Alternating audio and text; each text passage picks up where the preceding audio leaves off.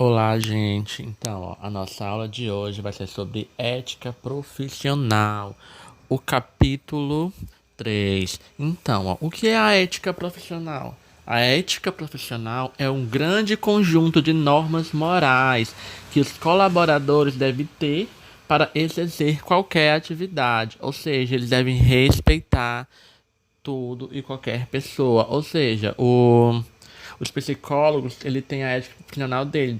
Qual é? De não poder contar as coisas que os seus pacientes dizem. Esse é o sigilo, né? Médico-paciente. Então, isso é um tipo de ética, é um exemplo, né, de ética profissional. Então, a ética no trabalho, as leis trabalhistas, né, elas são elaboradas com o objetivo de proteger os profissionais, a categoria como um todo e também as pessoas que dependem daquele profissional, como foi o exemplo do médico, do psicólogo que eu acabei de falar. A ética, ela busca também justificativas, né, para as regras da moral e do direito, ou seja, né, a própria reflexão da ação humana. Então, a gente, né, quando estamos na adolescência, é a hora que escolhemos, né, qual profissão, né, a gente quer se formar, né?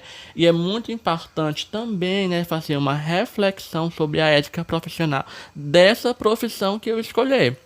Então, devemos aprender, né, e descobrir o comprometimento com a categoria profissional, né, que envolve o ofício, né, em questão, ou seja, o ofício da ética profissional daquele emprego em que eu escolhi. Então, algumas atitudes de generosidade e compreensão no trabalho nem sempre, né, estão nos códigos, mas também faz parte da vida profissional de toda e qualquer pessoa.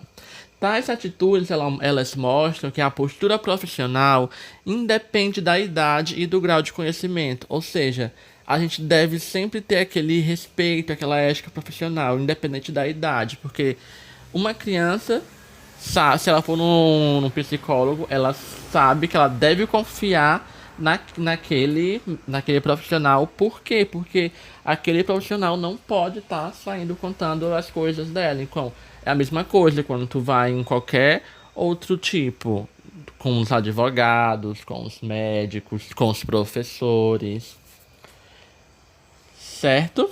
E ter uma visão, né, de cuidado como um todo, em tudo, né? O que se faz é a prova real de que a ética ela está sendo vivenciada.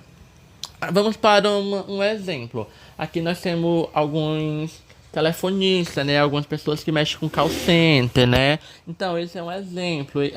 O telefonista, ele passa as informações e as ligações corretamente, né? Quando tu liga, o dever dele é te passar, né? Aquelas informações corretamente, né? Mas limitando-se apenas a transmitir o que lhe foi ensinado para aquela função.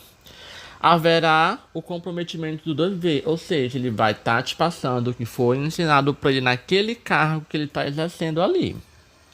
Agora, né, se além de cumprir o dever, ele for simpático e sensível às necessidades, né, da pessoa que está ligando para ele, é, você terá sendo humano, né, com aqueles que precisam de seu serviço. Ou seja, se o call center tá lá te respeitando, sendo atencioso, ele tá cumprindo com aquela ética do trabalho dele.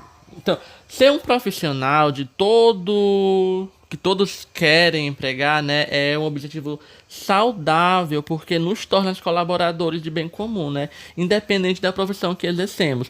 Ou seja, devemos sempre ser um profissional que todos querem trabalhar com a gente, exercendo nossa ética profissional, respeitando os nossos colegas, respeitando os clientes em questão, né, como no meu caso, eu sou professor. Então, eu tenho a ética profissional, minha ética profissional. Ou seja, eu tenho que confiar em vocês, assim como vocês têm que confiar em mim, né? Para que possamos, né, exercer bem a minha profissão e vocês, a profissão de vocês, no caso que é estudante, né? Estudar. Então, a nossa aula de hoje é um pouquinho sobre a ética do trabalho, certo? Qualquer dúvida vocês podem estar me perguntando.